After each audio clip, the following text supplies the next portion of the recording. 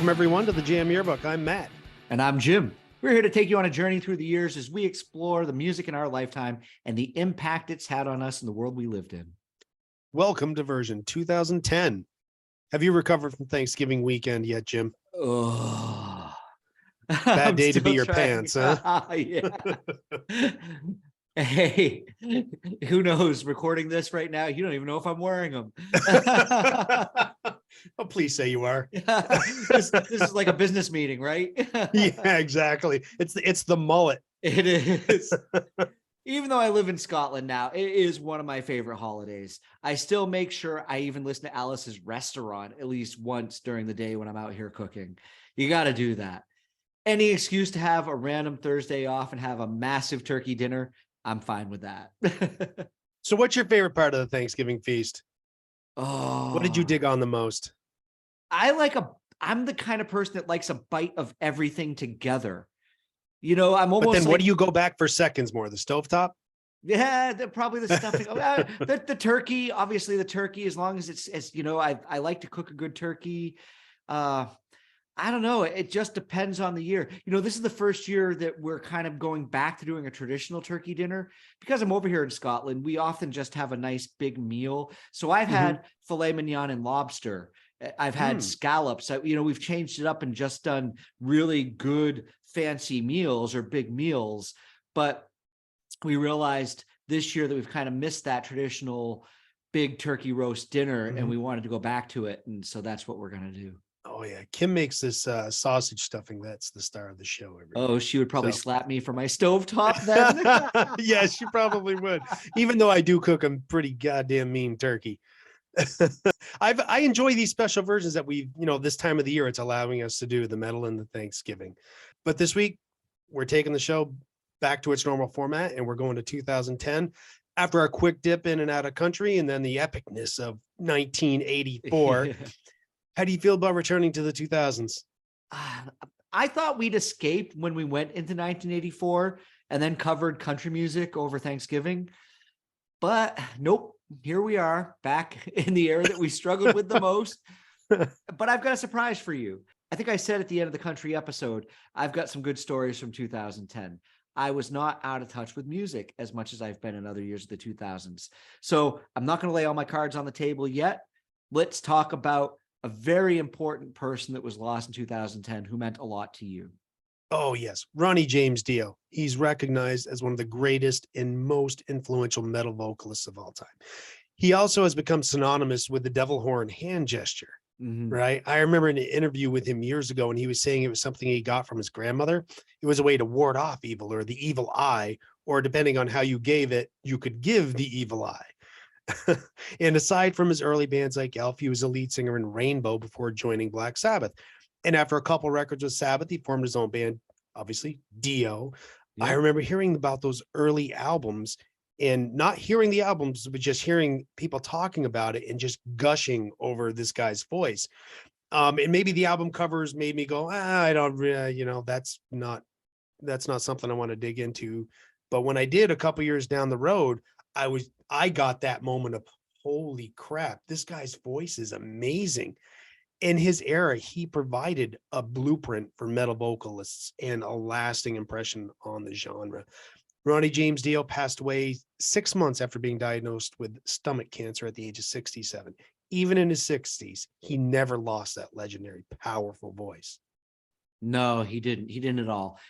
Anybody who can fill in and take over for Ozzy Osbourne with Sabbath and actually have kind of his own era considered, that's pretty incredible. Sabbath wrote their best music probably with Osbourne. Ozzy wasn't writing their songs. He was the guy who was a lyricist and a singer. But Ronnie James Dio was able to step in with Sabbath and kind of carry that torch in a way that I don't know if anybody else that we've seen come up in metal singing over these years could have done. So what a great singer. And when I think of the 80s and I think of devil horns, the first thing that pops into my mind is Ronnie James Dio just holding them up at Exactly. you. Yeah, exactly. I don't care who else says they invented it. It doesn't matter. That belongs to Ronnie James Dio. Yeah. And I hope future generations of metal fans hold him in the highest regards. Oh, I'm sure they do. Dio's a legend. Yeah. Absolute legend. Okay, Matt. So time to dive into 2010. You brought us here. What prompted that? Was there anything special going on? Well, you called me a chicken shit for avoiding the 2000s. I did a few episodes back. Yeah. So yes, bullying and peer pressure work, but this was all good natured ribbing, right? Bullying sucks, but there's quite a few reasons actually. I I'm knew quite a indie bully. bands- Yeah, Jim Bowen's a bully. a verbal bully, You're a musical chicken verbal shit, bully. Matt. I knew indie bands were going to be a thing for me in 2010. That's just that's where I was. And if you're going to make me take us to the 2000s, I was going to make sure you had to listen to some echoes. But seriously, one of the reasons I'm going to the 2000s, I like these trips down memory lane outside of music and learning about what was happening in your life as well, because there are big chunks of our time where we've talked about it. We just disappear from each other's lives. Yeah. And then we come back and we catch up. Yeah. So this is a good chance for us to do that again. Absolutely. This year in 2010, it was an awakening year for me. But I have to warn you, it wasn't in a cool hipster kind of way with these echoes, this indie music. The rebirth of my pop roots probably started in 2010. I'd spent most of the 2000s still writing original music or performing with original bands. I'd settled into just being a bass player and just a bass player. Hold on now.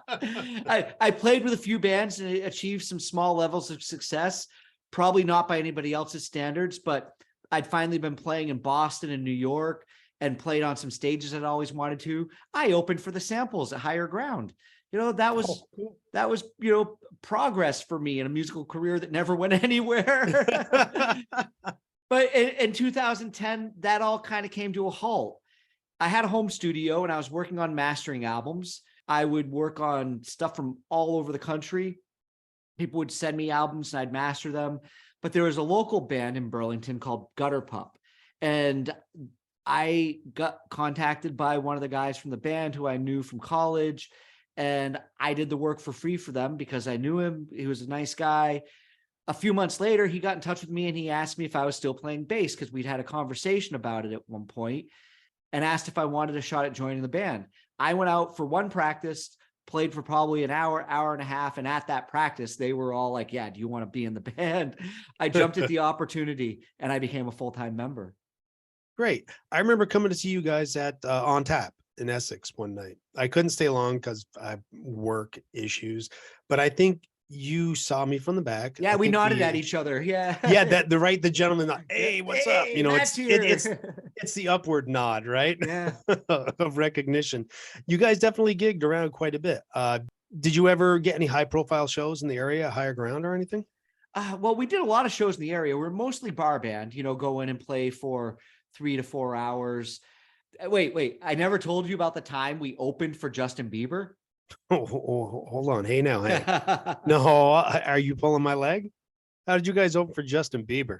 Maybe I should say played near Justin Bieber. This Bieber was an inside, adjacent. Yeah, we were.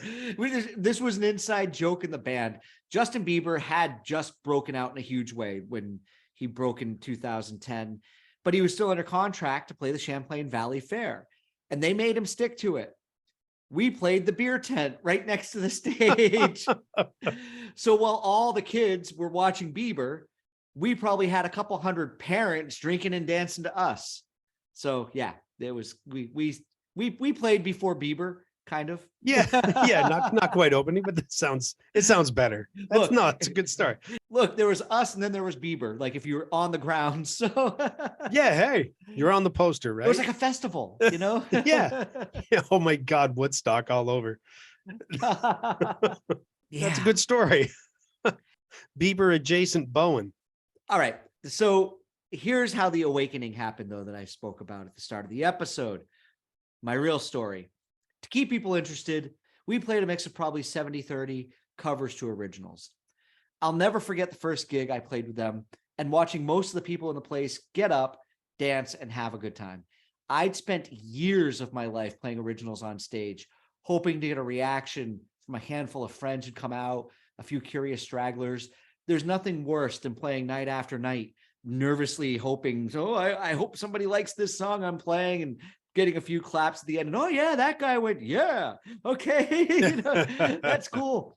Suddenly, the bass groove I was playing, I think really I was playing Billie Jean by Michael Jackson. Might have been one of the first songs we great played. bass line, yeah. Yeah. It had gotten a reaction. People got up and danced. And all my years of shunning cover bands and being a snob about it, I did a 180 right there on the stage, because I realized how much fun it was.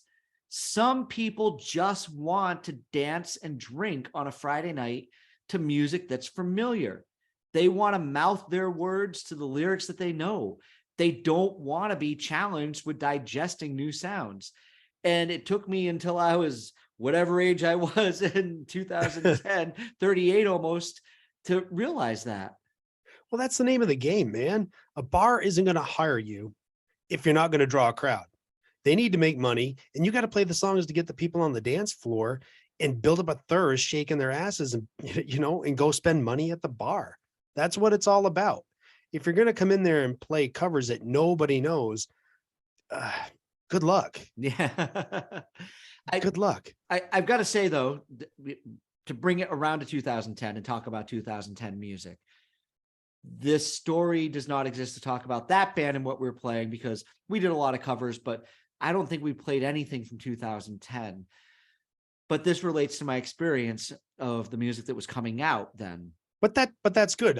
This is part of the show that I like, is where we get to talk about what we're doing in our lives. Yeah. I think if you offer like a personal connection, somebody else might have remembered Gutter Pup, and they're going to go, oh yeah, I remember Gutter Pup.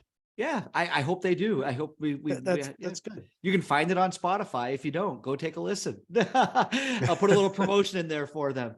There we go. Unfortunately, the band broke up sometime in November. The guitar player, Mitch, and I decided the following spring that we were going to pick up again and start a 2-piece with me playing acoustic, which was Jim being Jim. That's how I started playing music. And Mitch wanted to start playing drums. He played a drum kit that was stripped down to just a snare, a kick, a hi-hat, and a ride cymbal. But as we were getting stuff together, I kind of said, well, I've got this angle that I want to do. I don't want to play the same old acoustic songs that you're normally going to hear. Now, immediately you're thinking, oh, but people want to hear songs they know on a Friday and Saturday night while they're going out and doing stuff. What I wanted to do was go on YouTube and learn as many modern, up-to-date pop songs as possible. So I practiced my ass off. I've never played more in my life, and I probably was the best I'd ever been at playing my guitar in 2011. Mitch and I put a lot of work in together, and I bought a quality vocal pedal to give us a broader, filled-out sound. I learned how to use the chorus delay effects on it to make the voice sound just really nice and full. And we played a buttload of songs from 2010, because obviously songs that are released carry over into the next year. I'm going to start naming some of these songs, and I'm not doing this in a proud way, but just so I can name some of these songs from 2010. So here we go. Katy Perry's Teenage Dream, Nelly, Just a Dream, Tayo Cruz, Dynamite, Usher, DJ Got Us Falling in Love Again. However, Mitch had trouble with the Pitbull rap, and I don't blame him with that. So he just did Ice Ice Baby, but people thought that was really cool. We remixed it, It's a mashup. Yeah, it was an acoustic, drummer remix of it. We did Bruno Mars, Just the Way You Are, Neon Trees, one of the rock bands of that time, the song Animals. That's a lot of 2010 name drops for you. People loved it. You would watch people walk into this place. If we were playing, we played down on breakwaters quite a bit, and played while the sun was setting over Lake Champlain, 5 to 8 o'clock, have that 3-hour time slot. People would be coming in to have their dinner. It's not a bar, so they'd be walking in and out, but you'd see them come in and they'd turn and look at me because I was playing Black Eyed Peas, I've Got a Feeling. And you would just see them smile and bob their heads to it, because it was not the same, kind of like Pearl Jam, Grateful Dead, Rolling Stones. Well, yeah. That you're going to hear that when, type of setup play. Yeah, when people go out, that's what they want to hear. And when they go in and they see a two-piece, they're probably thinking, "Oh, am I getting Simon and Garfunkel? What's going on here?" You know, because they're not impressed with your niche knowledge. Yeah, You yeah. know, they want the hits and carefully selected deep tracks as a surprise. But it's good that you kind of had that revelation that cover songs, they're not bad. It's good. And while maybe you think you're going to get tired of hearing it and playing it and blah, blah, blah, but when you see the people's reaction, then it feeds into your energy Yeah. and you give more. And then you realize that you're having a big shared experience, and it makes it just enjoyable for everybody. We played Adele's Rolling in the Deep, but Mitch played it on guitar and played the kick drum at the same time from behind the kit. And all I did, I took the drumsticks and I used the drumsticks on my mic stand to keep a rhythm going during, the breakdown section. Yep. where that happens. And then I would sing the chorus along with him to build it up and make it big. It was a lot of fun. And people would get up and dance to a guy with an acoustic guitar and a drum set. And it's amazing how much of your creativity, being in a two-piece or a three-piece or whatever, it unlocks that creativity in you. It does, and especially when you're trying to play these cover songs and you're thinking about all the sound you have to fill out, because you still want to do those songs justice. We didn't go out there to be like, we're going to do our versions of these songs. We wanted to go out and do entertaining versions of these songs. Yeah. And you want to pick out the sounds that are vital to the song. Yeah, we mixed a bunch of songs from the 80s and 90s, but 2010 was the year that dominated our set list. It was the most fun I've ever had playing music. I was in my element playing an acoustic guitar, but we were far away from pretentiousness as two musicians could be. We laughed and genuinely smiled on stage. I loved every minute of it. Was it creepy singing Teenage Dream? I was, like I said, 37, 38 years old up there. Let me get your heart racing in my skin tight jeans. Be your teenage dream tonight. Yeah, it was, but it was funny as hell. Oh my God, I cringe just hearing you do that. But when you get on there and you perform it in a way where you're not taking it ultra seriously, right? You're just watching me shake my head back and forth and knowing that I was moving my ass at the same time. Exactly. I think that's what it is. You got the nail right on the head. Yeah. Well, that was good. I'm glad to hear that part of your life, because it sounds like you're having a lot of fun. My life, it was pretty tame by comparison. Is busy, but tame. My kids are 5 and 3, kindergarten and play dates. Those were the thing. And I hadn't picked up a guitar in years, but 2010 is about the time I started to pick it up again with some friends at work. They told me to come jam. They had been playing for a while, and they said they did originals. So I'm like, oh, okay, great. That's probably more where I am right now. And these guys, they were like 10, 12 years older than me. So I was a little, I'm like, well, what the hell am I getting myself into? Because I know one of them was a deadhead. And I'm like, I'm not going up there. And if it's this, that's not what I'm into. I couldn't have been more wrong. This is the band that I've talked to you about before, where we would switch instruments. It was highly experimental. The songs were written by this guy, Tom, when he was in his 20s, and that was in the early 80s. It was loud, weird, and just a hell of a lot of fun. Yeah, you gave me a chance to check out some of the recordings that you did. I really liked that kind of punk garage sound. But the Jim Jones song, that was a little messed up. Oh my God. Yeah. I don't know if people would get offended by this, but the lyrics from that song are Jim Jones's words speaking to his followers. And that's at the punk. time. That's punk. That's punk.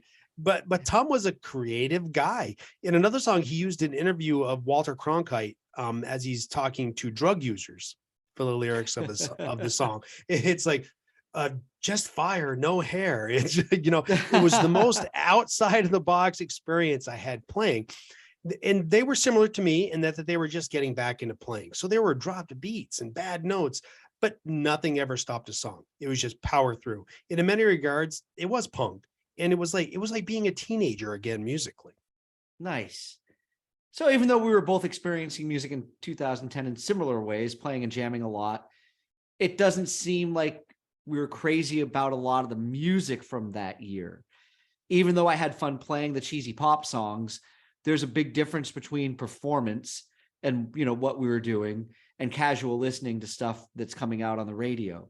I don't have a nostalgic playlist of songs from 2010.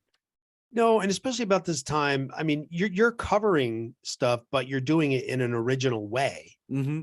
And I'm playing more original music. And we've talked about this before. If you're a musician and you're playing in a band, you tend to just listen to what you're playing. And if you're doing originals, you're not going to hear that anywhere. And if you're doing originals, maybe you're approaching things from a different angle. Yeah.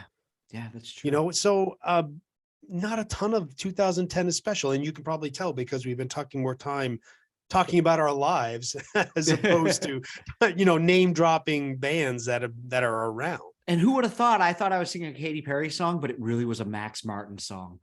Boy, that makes it much more creepy. Yeah, he wrote that Skin Tight Jeans. Oh, geez.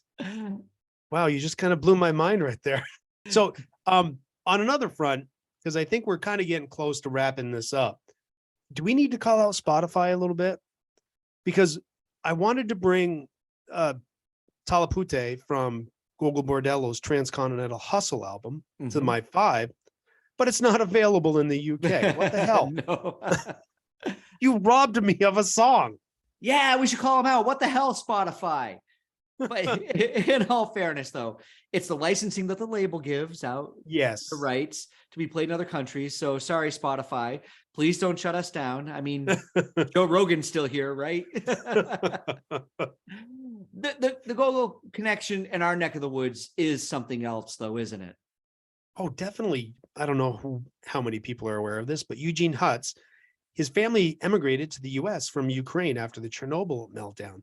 And after a 7-year trek, he arrived in Vermont with his mother, father, and cousin. In Burlington, he started the punk band, and I apologize if anyone is offended, but it was the name of the band, The Fags. We'll just call it a pack of cigarettes. Yeah, exactly. But he was playing around the Burlington, Vermont area. And eventually he moved to New York and formed Gogol Bordello. Yeah, he left quite an imprint on the local music scene in Vermont. And when you spoke about him this week, I didn't realize how much of connection he had to Burlington. I was playing music on a lot of those same stages only about 6 or 7 years later. So I'm surprised there wasn't some name dropping going on. And as I was researching for the episode, there were a lot of good articles to find some history of his time spent there in Burlington. Yeah, and you can find their music online. The Fags, they had some good songs. Yeah, they were a good punk band. Yeah. So I think that's about it for 2010. Like I said, there's not a lot. Yeah, sorry, folks. About. It may be a shorter show, but I think you're going to find this with years that we're not particularly connected to the music. And we also didn't have 5 deaths at the beginning to talk about. Exactly. Just one big one of Dio. Just one big one. So I think when it comes to our 5, I think you started first on the country music episode. No, you picked 2010. Correct. But I picked 2010. So you still get to go first. So yeah, yay for me. Yay for you. All right.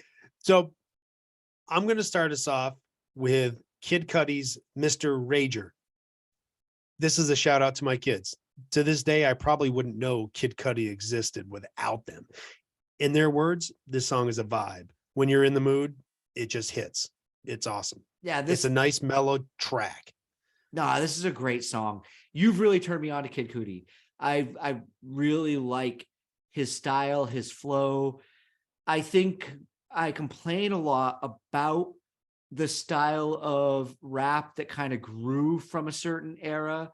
And what I've discovered going back and listening is a lot of the new rap that's come along later in the 2010s are probably trying to follow him. I think he's the leader of that pack. In that, yeah, Kid Cudi's great in that flow and in that style. He is just the king of it. So good stuff. Good number 1 song. Alrighty. So what's your number 1? My number 1. Well, I'm gonna go to Kings of Leon. I actually played this song with Mitch. Song's called Pyro. It's just got a nice little groove. It's got cool lyrics. I really enjoyed singing them when I played them. I think one of the reasons why some of these songs are my favorites are because I got in touch with them when I was playing them. It has a nice middle section to it, which was cool. It breaks down. and then there's a build up and come back to it. It was, I really enjoyed playing it. And one of those songs that, amongst all the commercial over the top pop stuff that we were playing on stage, this kind of brought the acoustic drummer thing back to kind of the roots of what that would really kind of sound like. Oh yeah, Kings of Leon. They always do some cool stuff. Yeah. It's a good song. Alrighty. So my Yes, number one. definitely. I'm glad that we seem to lately be, at least, the last couple of weeks, at least more recognizing Kings of Leon, because they are a really good band. Yeah, I agree. I think they're one of those bands that need to get a few more looks from, the 2000s and 2010s. Good band. Yep, because they do have a lot of good songs outside of Sex on Fire. Yeah. And Use Somebody. Yes, and Use Somebody. Yep. Even though those songs do kick ass. Yeah, they're awesome. All right. So what's your number two then, Matt? I'm going to take us to My Body from Young the Giant. Another great thing about versions in the 2000s is I don't feel bad at all about bringing obscure music to the table, because I mostly have no idea what's popular. So I'm just going to assume that if I like it, then, whatever. But I know Young the Giant was popular because I heard him. I definitely heard him on the radio and saw him, on TV. Really, it's the performance on the song and the vocal performance, the way he just goes for it on the chorus. Yeah, it's a fun song. Whenever we prepare for a show, we'll create our notes document, and sometimes Matt and I will race to put our 5 in.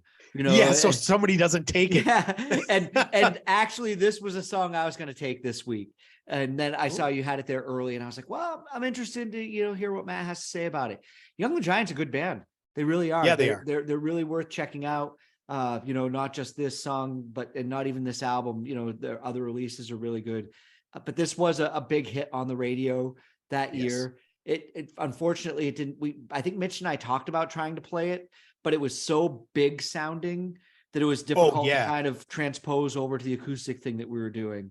So yeah, you would have to get really creative with doing a song like this that just goes balls out. And we didn't want to take a song and slow it down. That was one of the things that we talked about. We didn't want to take a song that had a big sound that was pushing hard and do the soft, slow version of it, because that's almost like overplayed. Yeah, it's cliche. So yeah. All right. Definitely. All right. So carrying on, what is your number 2 song? My number 2, well, another song that I played, it was Bruno Mars' Just the Way You Are. This was probably, I think, Bruno's breakout song. It was another one that Mitch and I played. And for some reason, when I played these pop songs, like I said, I could sink my imagination into the lyrics. I would sing this song and, the lyrics about, her hair and brushing it and telling her how beautiful she was no matter what. And it made me really think about my own personal relationship with my wife. I don't know, for some reason, I could sing this song on stage and think about how I was transferring that thought and emotion across, which is really kind of funny for pop music because it's supposed to be so hollow of emotion. but they're not badly written songs. It's the way they're recorded that make them sound like pop music sometimes. And I think this song is a great way to tell someone how beautiful you think they really are. You turned me onto this song back then. I had no idea it was out. I was hesitant because, pop. Yeah. But I really liked it. And definitely the lyrics, they are the star of the show. Yeah, they are. Definitely. So that's my second choice. Where are you going for number 3? I'm going to go to another song that I heard a lot on the radio around here, was Paper Tongues and Trinity. No real attachment, like a lot of 2010. I just remember hearing this album quite a bit. I had it and I would play it because I heard Ride to California and Trinity, and there was another song I can't recall the name of right now. But it was different to a lot of the music I was listening to at the time, because I was in my indie world. Yeah, when I was flicking through the songs that, of the year 2010, and I saw Young the Giant, My Body, I immediately knew what it was. When I saw your notes and I saw this song on there, I thought, I have no clue what this is. And then I went and listened to it. And I was like, wait a minute. Yeah, this was all over the radio. Yeah, it was. Yeah, I remembered hearing it. This is one of those bands that really kind of, I think, made a quick splash. Maybe it was regional where we were, and not, all the way Maybe. across the country. Maybe they were Northeast or something like that. But yeah, Yep. it's a good tune. And I think it's Yeah, one of those songs that people will enjoy having amongst all my pop songs from this year. Well, this is I don't know if I'd call it pop, but it's not rock, it's not indie, it's it's pop. I'll call it pop. It is. Yeah. It's not quite All Bruno right. Mars pop. No, it isn't. But hey, I like and I respect Bruno Mars. Yeah. He probably had one of the best Super Bowl performances in years. Oh, absolutely. When he was on. Absolutely. He's the real deal. He is. Oh, definitely. Great performer. Yeah. But anyways, let's bring it on to your number 3 song. My number 3. Well, I forget which year it was. It might have been like 2004 or something. I brought a Nelly song. So this is me bringing Nelly twice, which kind of surprises me because you'd think, oh, Jim must really like Nelly. Well, not really, but I like some of these singles that he puts out. And this is the song Just a Dream. And once again, it's a song that Mitch and I covered. If you listen to the guitar intro, you can kind of understand how we did it. It's something that you can actually play on stage. And as you're getting it going, again, I really liked the feel of the emotional aspects of the lyrics of the song.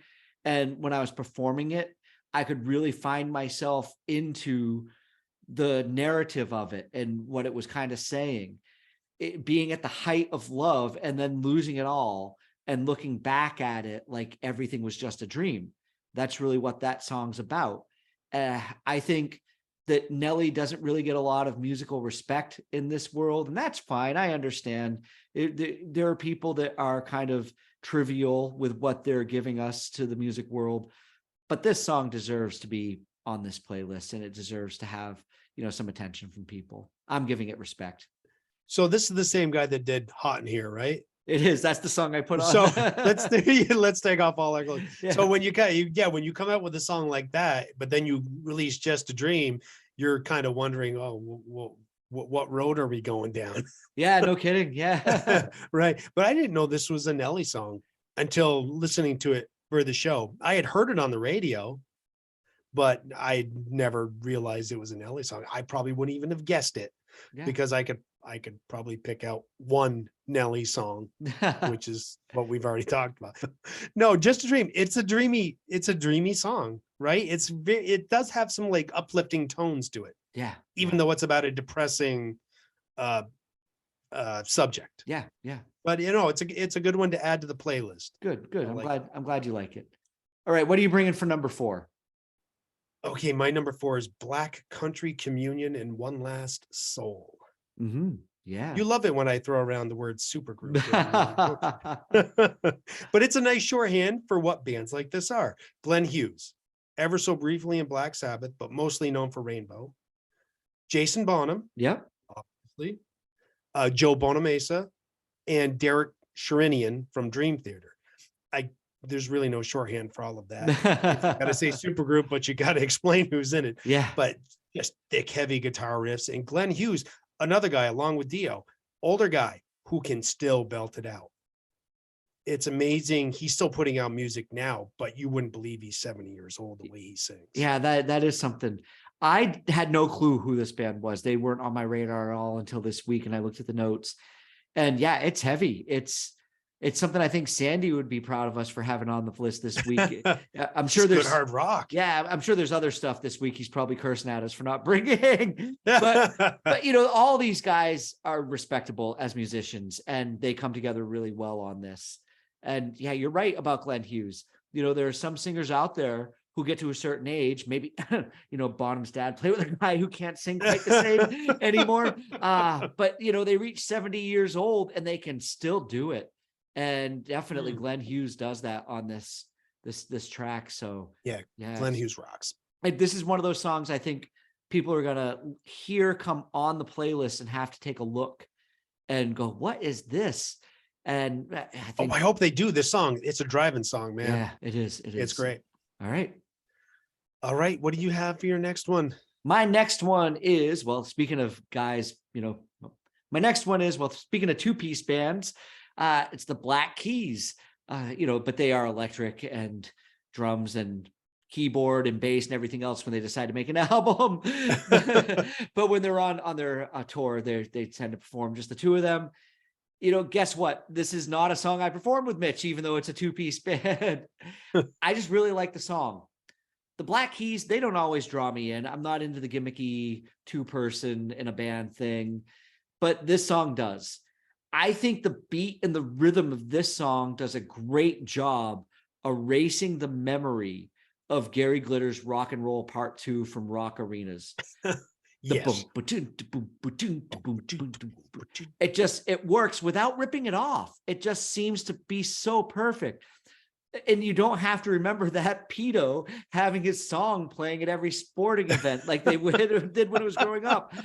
That song got taken away, and for good reasons. There are reasons why we don't talk about people on this show, because we don't want to bring up that legacy that's been really kind of tarnished. And Thanks, I Arcade Fire. Yeah, exactly. From 2010, which I said at one point I wanted to bring up during this year, but I was really not happy. Win. Yeah, win Dick. Nothing. Yeah.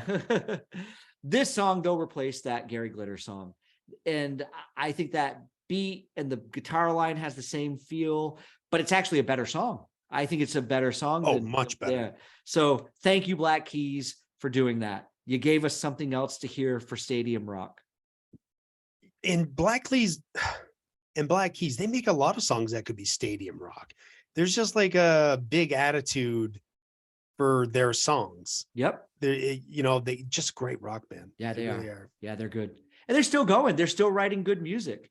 Oh, yeah. Yep. Oh, yeah. I don't think Dan Auerbach can stop making music. No. And if you ever have a chance, check out the side projects of some of the stuff that he does. A lot of it's really, it's really, really good stuff. So good songwriting. All right. What's your last song from 2010? My last one, we're going to go back to my indie roots, and I Don't Bite by We Are Scientists. Okay. It's just a good punchy song. It's got a simple, catchy chorus. It has a little bit of Franz Ferdinand feel to it. I didn't know this song then. Franz Ferdinand feel. Say that 3 times fast. No kidding. Yeah, that's alliteration. Thanks for editing that out. I had lost sight of We Are Scientists, but when I saw it was on the list, I'm like, oh man, I really kind of forgot about this band. The whole album's really good. I would recommend checking it out, but especially I Don't Bite. This is a really good song. It is a good song. It was fun. I've heard We Are Scientists. They're not one of those bands that ever really hooked me in, but once again, like you do, Matt, you bring a song to the show that I'm like, yeah, this is good. I like this. I think you don't want to like it, but you wind up liking it. Yeah. This is one of those songs I hope I hear. I'm road tripping soon. I'm going to be on another journey back to the States, and my goal is for the playlist to be pretty much what I listen to primarily, because I haven't really had taken the time to dig into it and listen to it. We've talked about doing it when the show finishes, but we've got almost 30 hours of music built up now. Oh, it's over 30 hours. Yeah, it's huge. It is what I listen to now because, what's going to be next? And I'm like, oh, this is a Jim song. It's a me song. Oh, this has to be a Pole song. This has to be a Pole song. I love it. I love it so much. All right. My last song. Yes, your last. All right. I finally am bringing a Scottish band to the show first.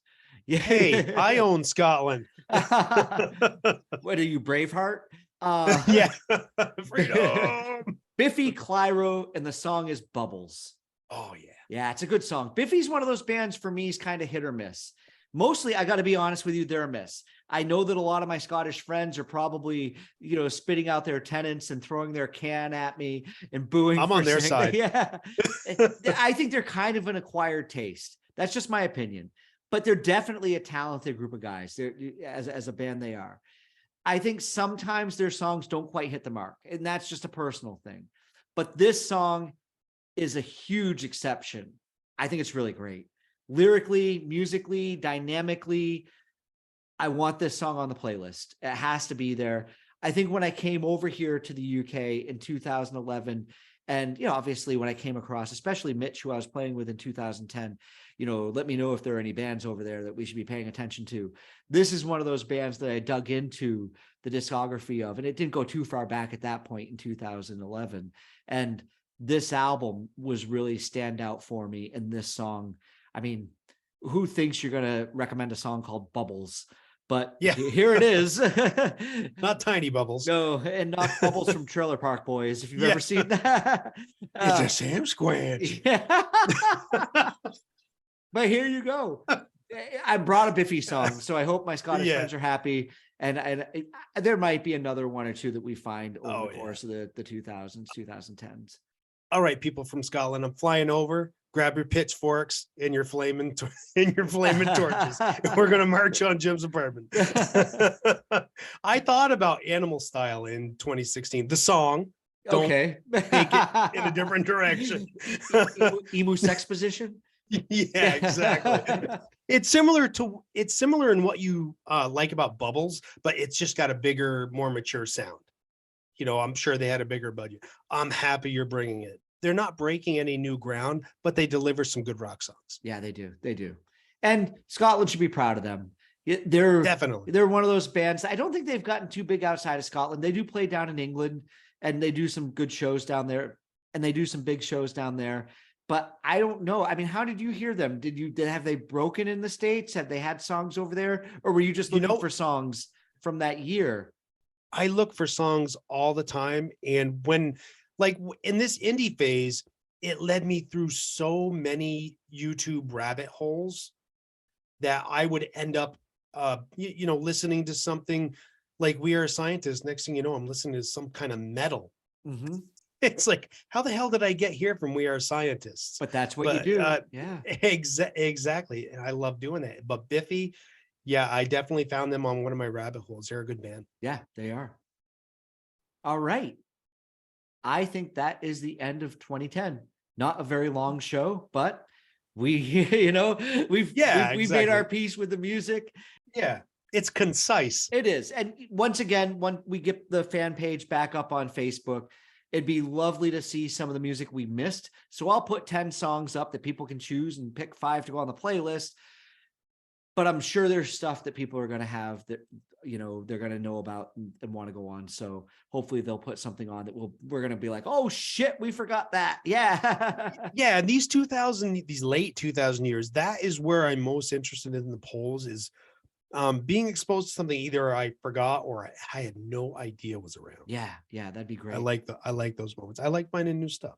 Me too. So I get to pick the next year. You do. Yeah. And where are you going to take us, Jim? I don't know. Am I going to be chicken shit this week? I haven't bullied you. No, you haven't. And I had a good time taking us back to 1984. But as I said last week, I've been counting out the shows on my hands. Don't do that to me again. There's so many kids left in the orphanage after 84. We left a lot of songs behind. Oh my God. We could probably do a cleanup episode, just like Clean Up 1984. Exactly. I'm going to take us to 2018. We're just going to go 8 years ahead. Oh, yeah. I don't know if I do like 2018. I don't know if you're going to like it either. I've kind of had a look ahead, but we've got to get it done. We've got to go through it. And this is a good time right now. We know people have less time as we've gone through Thanksgiving. They're doing their Christmas shopping. It's the holiday season. So some of these shows we're probably going to cut down a little bit, or they'll be a little shorter just because Matt and I don't know what's going on in music in those years. So yeah, and we want to be short, concise, and say what's important. Exactly. And we want to make sure we give you something that's worth listening to. But obviously, if we're missing something, send us a message and let us know so that we can. Yeah, let us know how stupid we are. Yes, because we appreciate that. Because Matt's pretty stupid. Yeah. See, bully right there. I'm sorry, Matt. I didn't mean to say that. It was just too open to, it was deliver. It was. Yeah. I understand. Okay. Matt's not I've known you for enough years. I know you're not a bully. To be honest with you, Matt can explain a lot more things about music. And during the show, when he starts talking about like the fifths and sevenths and things that people are playing, Matt can read music. And I'm just sitting here going, yeah, I agree. Yeah, that's all. Yeah, what they're doing. I can read music to the point. I'm no Mozart. Well, then you wouldn't be on this show with me if you were fucking Mozart. No, I'd be dead. No, yeah, you would. Unless Bill and Ted brought you back, and that's why you're here. All right, so 2018 is where we're going to go next. I always look forward to it because I get to sit down, talk music, and have a few drinks with you, Jim. It's always a good time, isn't it? Alrighty, so we want to thank everybody for tuning into the GM Yearbook, and hopefully you enjoyed 2010 more than we did. Definitely. We will see you next time. Peace, love, and podcast.